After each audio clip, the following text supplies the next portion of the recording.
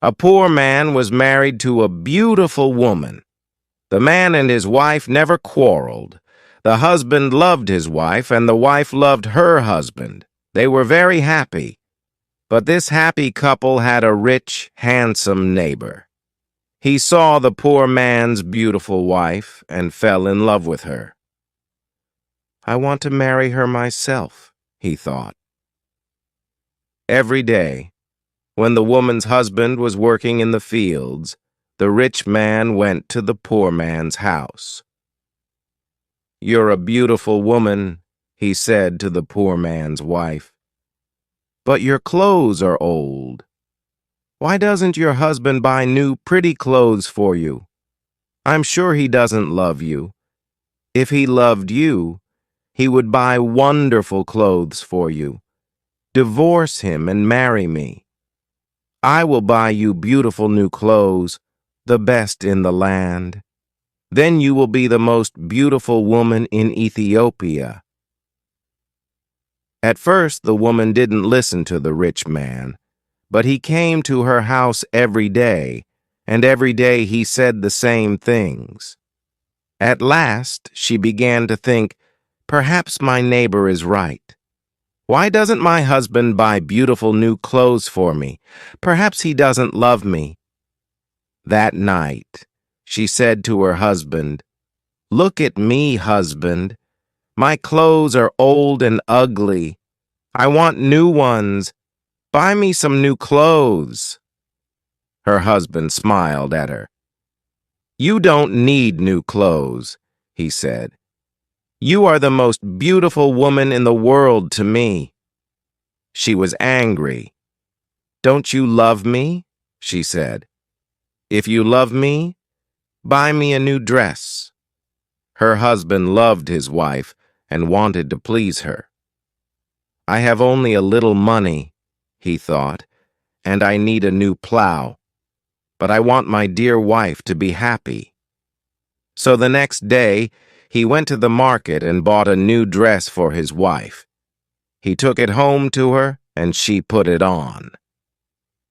"Thank you, my dear husband," she cried. "Now I know that you love me." When the rich man came to see her again, she was wearing her new dress.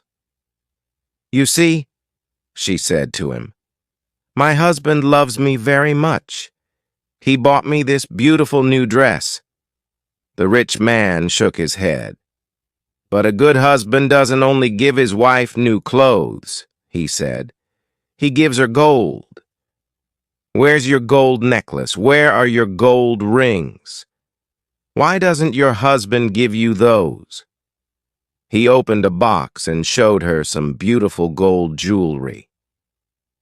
"Look at these," he said. "Divorce your husband and marry me, and I will give all these to you." The woman did not listen to him. "Go away," she said. "I love my husband, and he loves me, and we are happy together." But the rich man came again every day, and every day he showed her the box of jewelry. At last, she began to think, perhaps the rich man is right. Why doesn't my husband buy gold for me? Doesn't he love me? That day, she didn't make a fire, and she didn't cook a meal. Her husband came home late after a long day in the fields. He was tired and hungry. "There's no dinner for you tonight," his wife said. "You don't love me." "What?" her husband cried.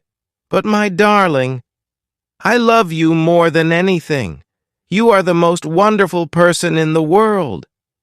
"Then why don't you buy me some gold jewelry?" she said. "When a man loves his wife, he gives her a gold necklace and rings for her fingers." Her husband looked worried. "I spent money on her new clothes," he thought. "How can I find more for gold? I'll go and see my brother. Perhaps he will lend me the money. I must buy gold for my dear wife. I want her to be happy." The next day, he went to visit his brother. "Lend me some money, brother," he said, "and I will work for you in your field." "All right," his brother said, "but you must work hard. There are many stones in my field, and you must move them all away." Her husband agreed and took the money. He went to the market and bought some gold jewelry. Then he took it home to his wife. His wife was very happy. She put the necklace around her neck and put the rings on her fingers. "Look at me," she said. "Am I not beautiful?" "You're very beautiful," her husband said. "If you are happy, I am happy." She put her arms around his neck. Thank you, my dear husband," she said. "Now I know that you love me." The next day, her husband went out very early before the sun rose in the sky. He ran to his brother's field. It was covered with stones. "I must work very hard now," he thought. "I must start early and stop late. I must pay my debt to my brother." His wife was working happily at home. "I'll make a wonderful dinner for my husband tonight," she thought. "He gives me wonderful presents. He works hard for me. I know that he loves me." "Hello?" a voice called out. "Are you there?" The woman went outside. Her rich neighbor was there. "Ah, it's you," the woman said. "Listen, neighbor, you were wrong about my husband. Yesterday he bought me this beautiful jewelry. He loves me very much, and I love him. I will not divorce him. I will not marry you." The rich man was worried. "Her husband loves her too much," he thought. "If I want her, I must be clever." At last, he said, "Your husband gave you clothes and jewelry, but I can give you more than that." "What? What do you mean?" the woman cried. "Can your husband make miracles?" the rich man asked. "Miracles? No, of course he can't make miracles," the woman answered. "Only God can make miracles. Men cannot make them."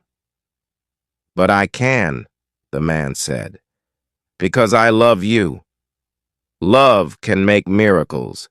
If your husband loves you, he can make miracles for you.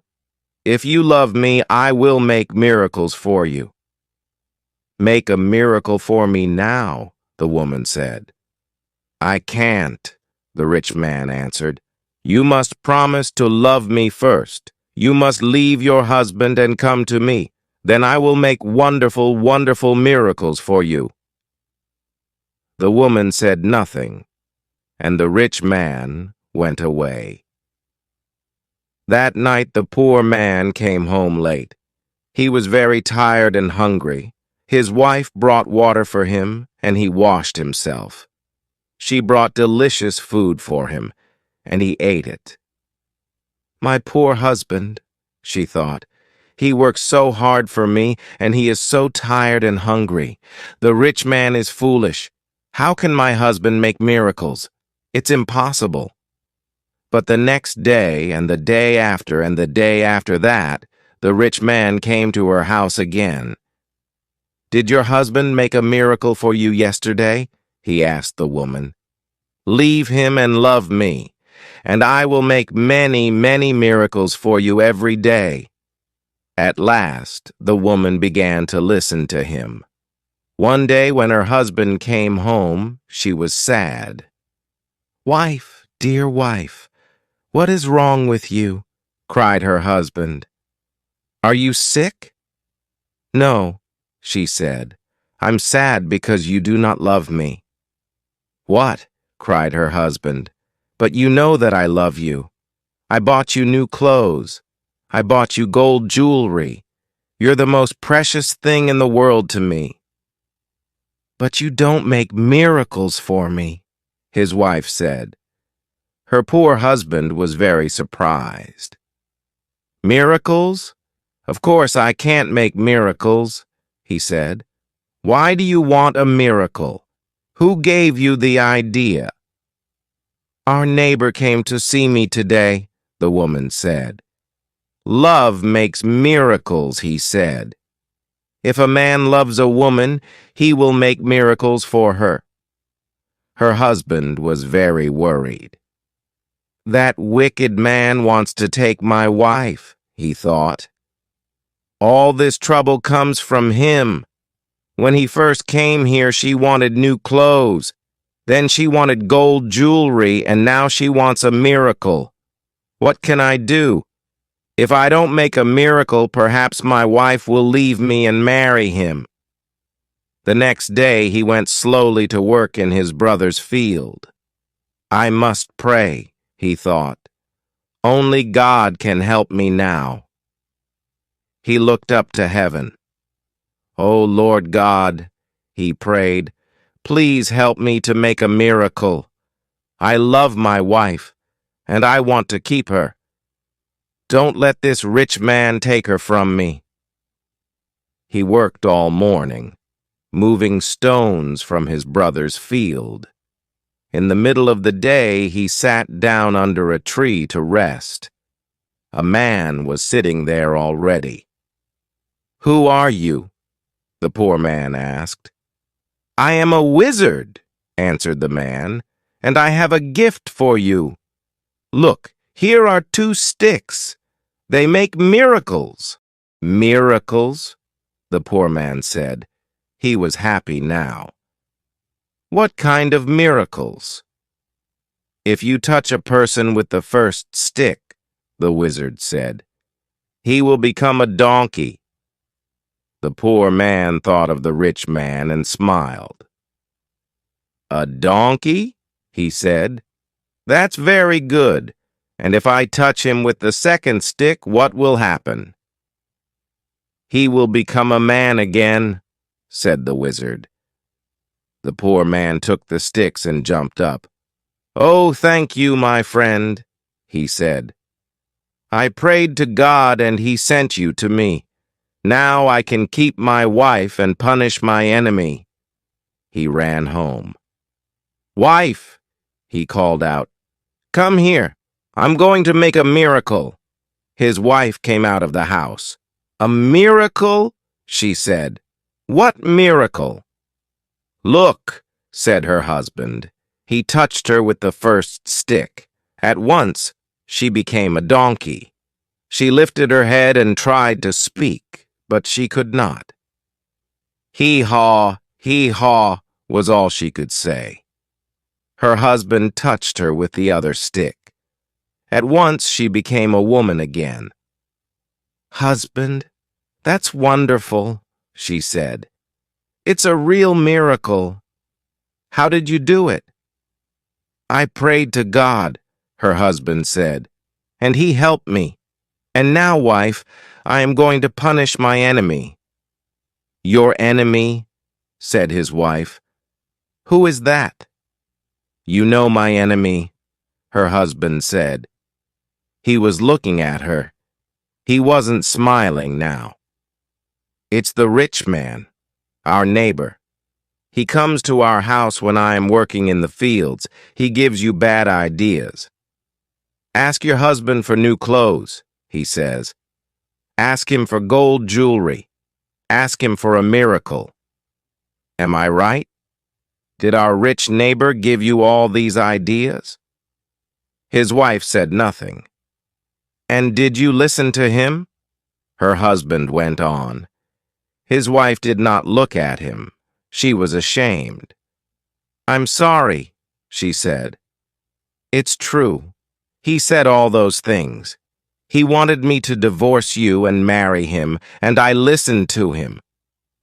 And do you want to divorce me and marry him? Her husband asked. She looked at him. Her eyes were full of tears. No, dear husband, I want to stay with you forever, and I will never listen to him again. Then take this stick, her husband said, and touch the rich man with it. He gave his wife the first stick, but he hid the second one in the roof.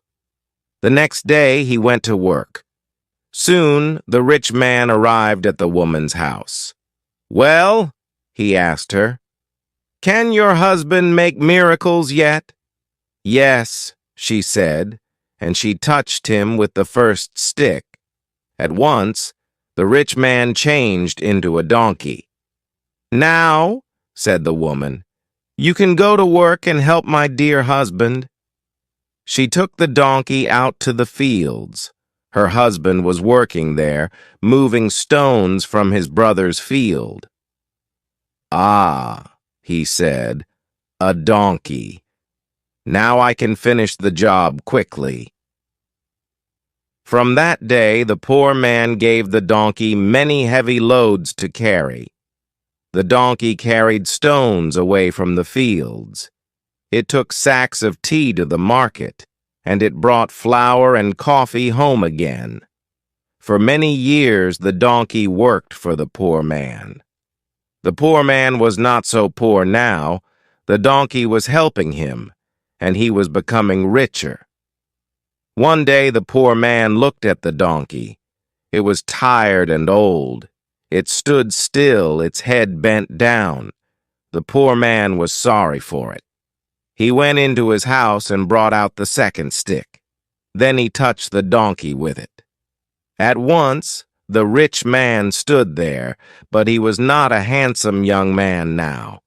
He was old, his back was bent, and he was very, very tired.